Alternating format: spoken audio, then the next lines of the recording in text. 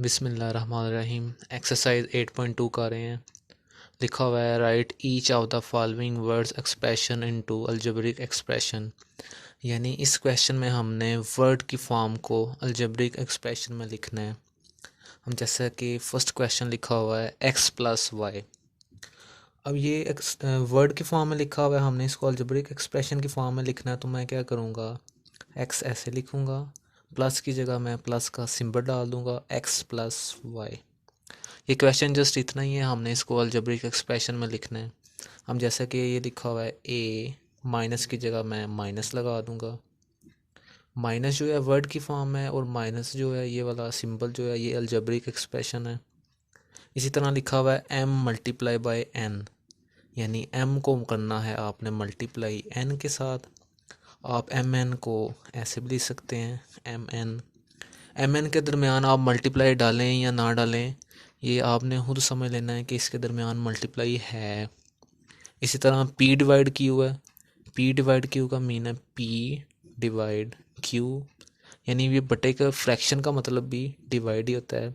आप चाहे इसको ऐसे लिख लें या आप इसको ऐसे लिख लें, बात एक ही होगी। उसके बाद क्वेश्चन नंबर 5 जो है, पाँचवा जो इसकी, the sum of 3x and 2y। Sum का मतलब होता है प्लस।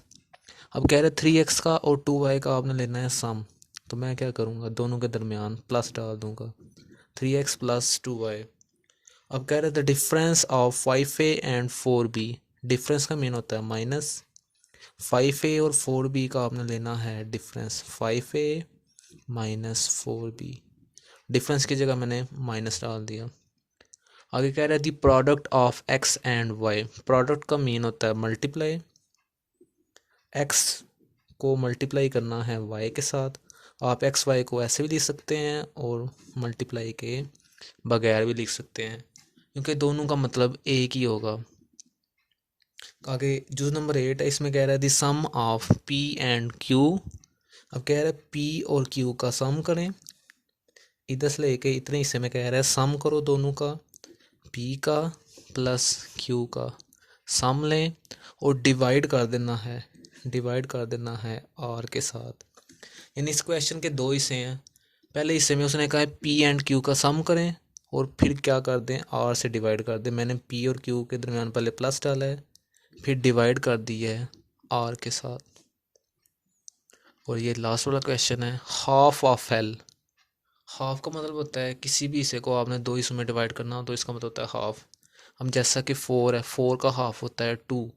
तो हाफ को निकालने का तरीकाकार क्या होता है, हम किसी भी नंबर को हाफ निकालना हो तो हम उसको 2 से डिवाइड करते हैं। अब ये लिखा हुआ है half of L, half of L का मीन होगा एल डिवाइडेड बाय 2, यानी इतनी लाइन का मतलब आ गया एल ओवर 2। अब आगे लिखा हुआ है मल्टीप्लाइड, मल्टीप्लाई करना है इसको किसके किसके साथ मल्टीप्लाई करना है, difference of N and M. N और एम के डिफरेंस के साथ आपने क्या कर दिया, इसको मल्टीप्लाई कर दिया। इस सवाल का एक ही सा था हाफ ऑफ एल, ये मल्टीप्लाई की जगह मैंने मल्टीप्लाई लगा दिया। अब डिफरेंस लेना है एन का और एम का, मैंने एन और एम के दरमियान माइनस लगा दिया। ये अलजेब्रिक एक्सप्रेशन बन गई। उसके बाद इसका क्वेश्चन नंबर 2 जो है लिखा हुआ है right the coefficient base and exponent of each of the following. यानी इन क्वेश्चन में हमने कोफिशिएंट को बताना है, बेस बतानी है और एक्सपोनेंट बताना है क्या होता है। उससे पहले मैं आपको एक मिसाल के ज़रिए आपको समझाता हूँ कि ये तीनों चीज़ें क्या होती हैं।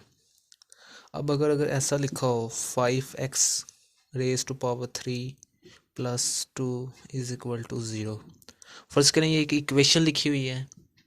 अब इस इक्वेशन में अगर मैं बात करूँ 5 की, 5 इधर मेरे पास होगा कोफिशिएंट, क्या होगा कोफिशिएंट, और ये जो ऊपर x के ऊपर जो होगा इसको कहते हैं एक्सपोनेंट, जिसे हम आम जुबान में पावर कहते हैं, इसको कहते हैं एक्सपोनेंट। और ये जो x होगी इसको हम कहेंगे बेस, और ये जो 2 होगा अलहदा इसको कहेंगे हम कांस्टेंट। 2 को कांस्टेंट इसीलिए कहेंगे क्योंकि 2 की एक पक्की कीमत है, यानी टू टू का मतलब टू ही है, टू को कोई भी चेंज नहीं कर सकता। अब ये जो है 5x⁻³ ये एक वेरिएबल है, क्योंकि हमें x का नहीं पता, क्या पता x1 हो, 2 हो, 3 हो, हमें इसका कोई पता नहीं। अगर इधर मैं 1 लगाऊंगा 5 1 5 आएगा, अगर 2 लगाऊंगा तो 40 आएगा। यानी इसने चेंज होते रहना है, जो चेंज होता रहता है उसको हम वेरिएबल कहते हैं, जो चेंज नहीं होता उसको कांस्टेंट कहते हैं। अब इसमें x के साथ जो जुड़ा होता है, y भी आ सकता है, इधर z भी आ सकता है, कुछ भी आ सकता है। इसके साथ जो जुड़ा होता है उसको हम कहते हैं कोफिशिएंट। जो एक्स खुद होता है उसको बेस कहते हैं, और जो उसके ऊपर सर के ऊपर आती है उसको कहते हैं एक्सपोनेंट। चलिए हम क्वेश्चंस की तरफ आ रहे हैं। अब हम इन क्वेश्चंस में लिखना है right the coefficient, base and exponent, तीन चीज़ें बतानी हैं। अब ये क्वेश्चन लिखा हुआ है, इसमें हमने बताना है कोफिशिएंट क्या है, बेस क्या है और एक्सपोनेंट क्या है। कोफिशिएंट क्या होता है, जो एक्स के साथ जुड़ा हुआ होता है उसको कहते हैं कोफिशिएंट। अब इधर कोफिशिएंट मेरे पास है 5, और बेस जो होती है वो है एक्स, और एक्सपोनेंट क्या होता है, जो उसकी पावर होती है, जो ऊपर होता है। इधर कुछ नहीं है तो इसका मतलब इधर 1 होगा, यानी इसका एक्सपोनेंट आ गया मेरे पास 1। इसी तरह दूसरा क्वेश्चन है। अब कोफिशिएंट बताना है, पी के साथ जो जो होता है जुड़ा हुआ उसको कहते हैं कोफिशिएंट। इधर कोफिशिएंट आ गया 16, बेस आ गई इधर पी, और एक्सपोनेंट क्या आ गया, जो ऊपर पावर होती है उसको कहते हैं एक्सपोनेंट, ये आ गया 2। इसी तरह थर्ड वाला पार्ट है।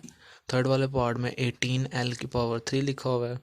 18 जो है वो कोफिशिएंट है, और जो l है वो बेस है, और जो 3 है वो एक्सपोनेंट है। इसी तरह ये जो -6 है ये कोफिशिएंट है, k जो है इधर मेरे पास बेस है, और ये जो पावर है इसको ये है 5 यानी 5। और जो 5 वाला पार्ट है इसमें 2/3 मेरे पास कोफिशिएंट है, 2/3। q जो है मेरे पास बेस है, और ये जो -1 है इसको कहेंगे एक्सपोनेंट। इसी तरह इधर भी 1/3 कोफिशिएंट है, y इधर मेरे पास बेस है, और ये जो -2 है ये हमारे पास एक्सपोनेंट है। ये लीजिए, ये आपका आज का टास्क है। आपने इसको बार बार देखना है और अच्छी तरह इसको जहन नशीन करना है। कोफिशिएंट क्या होता है, बेस क्या होता है, एक्सपोनेंट, इन चीज़ों को आपने बड़ी अच्छी तरह समझना है। अगर कहीं से समझ ना आए तो आप मुझसे पर्सनली रब्ता कर सकते हैं। और ये चीज़ें बड़ी इंपॉर्टेंट है, आपने इसको बड़े ध्यान से समझना है। अगर ये करेंगे तो अगली एक्सरसाइज करने में आपको आसानी रहेगी। Thank you so much. Allah हाफिज़।